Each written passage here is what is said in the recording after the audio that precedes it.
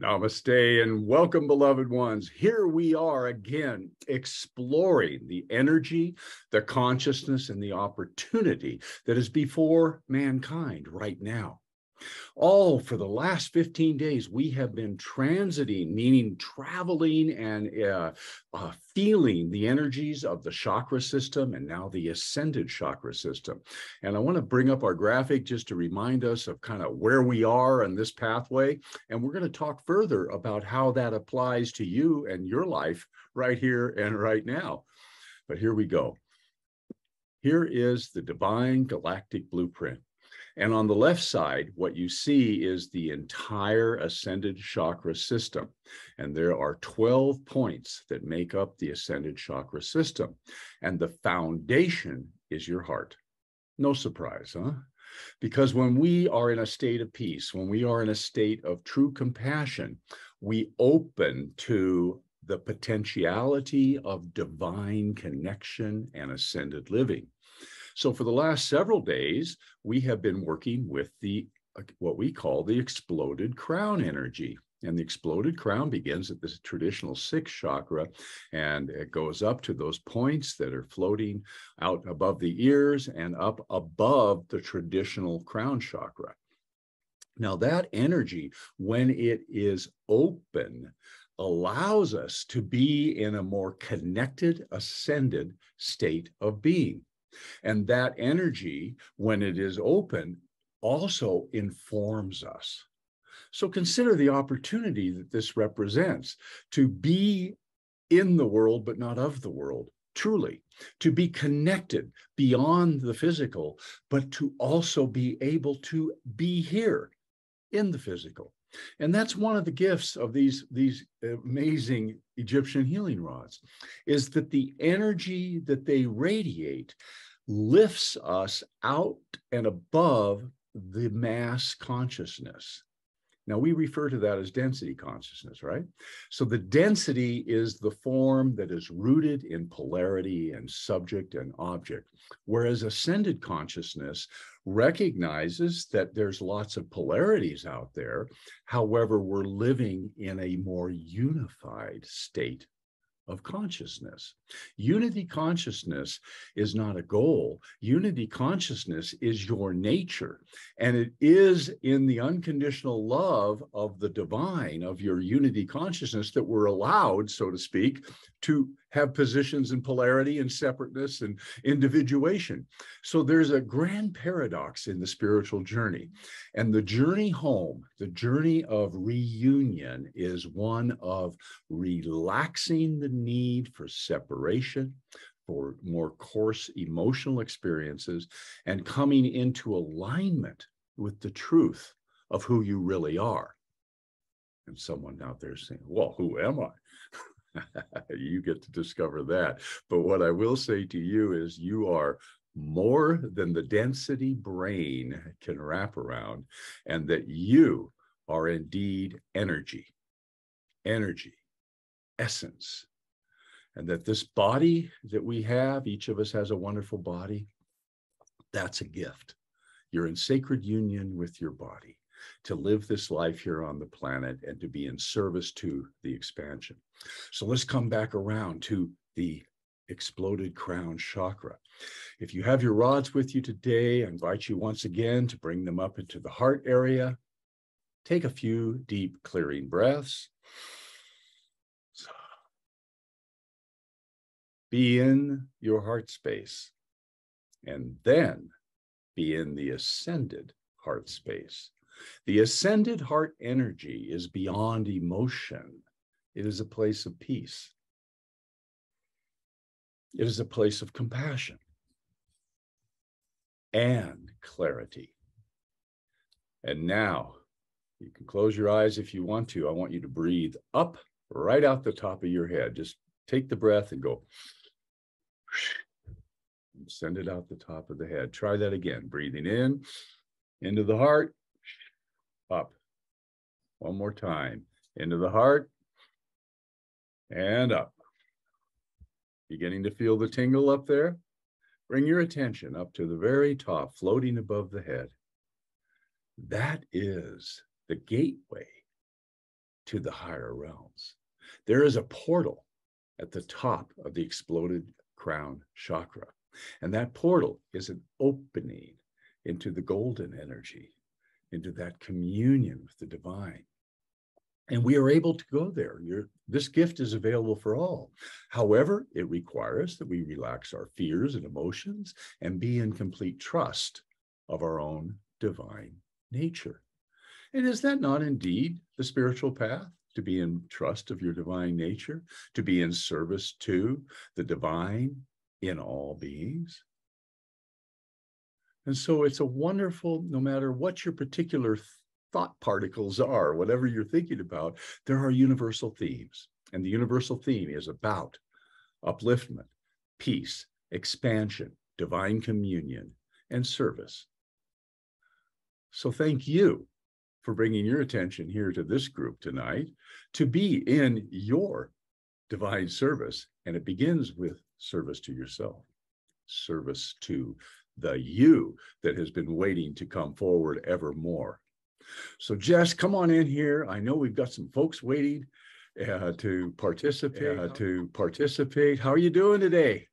Excellent. Really excited to be here. And thank you for your sharing, because I am feeling that connection and lift in this moment that we're all so ready for. And just bowing before you as always in your sharings and teachings, Sri. Oh, thank you. And I just want to remind everybody that it doesn't have to be hard. In one breath, you can lift. Sometimes it takes 3 or 4 practice breaths, but we get there. And the whole magic of a mantra or a meditation or a spiritual practice is that moment where we go, oh, there it is. So I invite each of you to be open to the, oh, there it is. It's coming. It's close. And it's available. So who do we have with us tonight? Absolutely. Let's bring everyone in. I'm gonna remove spotlights. Okay, here's everybody. Yay. Beautiful beings. Yes, we've got Falling Snow Woman. We have Jerry Habstreet. We've got Jean Zafir. We've got Dana Affendor. We've got Pollyanna here in the house to be here, support us, support you out there, and offer a little sharing. Sweet, sweet. Well, listen, everyone, maybe we just kind of go around the squares a little bit. As I was chatting about opening that crown and being able to be in that state of consciousness while still interacting in the world, would you care to share a little bit about how that is experienced in your life? How is that? How are you with that? Who wants to go first? We see Jean going, but you have to unmute Jean. And then I saw Dana. Yeah. Okay, I'll go first. Well, I am so excited to see everybody together. I am handling responsibilities I never thought I could. Oh. And I benefit all to my rods and my practices, because during the day, every time I have a chance to make a choice, I always try to take 3 deep breaths of Avesa. I always put it first. And my rods are always with me. I carry one with me every day. So that's my sharing. I am so appreciative of all the learning. Thank you. I'm complete. Thank you. Good tips there too. I appreciate that very much. Who's next? Dana. I'll go. Hi everyone. So happy to be here with all of you and be sharing in this moment. And one of the things that called to me that was binging in my tree as you were, talking about what we were going to share was one of the practices that I use, and I come to this actual place right here where and holding our rods and being in that moment and using those practices and whatever practice is called to me at that time, whether it's the living Ankh, whether it's 17 seconds of feeling with joy, whether it's whether it's the container practice or just being in the presence of the light and the rods, and using our own practices for ourselves as we go throughout the day and end the day. And that way we can serve the highest to others. Thank you. Thank you for modeling that commitment and giving us a clue about a couple more practices. All right. Who's talking next? Pollyanna? I thought I saw a hand up there. Thank you so much, Sri. Yes. Well, the rods for me, I love them. I find them very cleansing in the sense that they help me to ground and stabilize my lower bodies. And then it's safer for me to really connect with the ascended heart. And then from there, I'm able to relax more and more into the trust of the knowing of what is presenting itself, that everything is showing up for my learning, for my growth, and to be in that grateful, compassionate heart for it. So I love these as an anchor. I feel that they're a spiritual anchor. And then I use them before various practices, especially in the morning and especially before I go to sleep. And so I'm really very grateful for discovering these amazing tools. And with that, I'm complete. Thank you. Thank you. Hey, I want to just echo something you said. Using the rods before doing another practice opens us up to be more available to the practice. Love it. All right, who's up? Jerry. Jerry. Well, I know at the beginning of my journey, opening up to those higher states of consciousness and lifting up into the divine galactic blueprint can be a bit challenging as you're going around, walking out into the world, doing your density things. And the rods are so brilliant at helping me stay in that state of being and to hold it. And if you ever forget, it is easy to forget and get caught up in density life. Just even looking at the bag of Egyptian healing rods sitting next to your bed or wherever you have it is just a reminder in itself of who you really are. And it's so great to have these tools. I think I have 8 sets, and I use them for all different things, depending on what I'm working on, whether it's grounding or lifting or connecting, or even when I had to do some brain healing. So they've been an invaluable tool for me. Thank you for sharing. Thank you. More good ideas there. All right, looks like we're heading over to Falling Snow Woman. Process of elimination. Come on. Hi guys, it's so good to be here again tonight. The rods have truly been an incredible journey for me right from day one. And like Jerry mentioned about different sets of rods, like absolutely. Like today, actually, I felt like I needed the conch rods to just really calm and be and just be within myself in a more relaxed, grounded state of being. And no matter which set I use, all the rods are bringing me back to the truth of the love that we all hold within, that precious love, and that allows us to lift into that ascended state of being, the truth of who we are. And so, you know, there's so many opportunities and so many different ways. Like I love using the rods during a thunderstorm. I love it. And you might want to do that indoors, but Above your head, huh?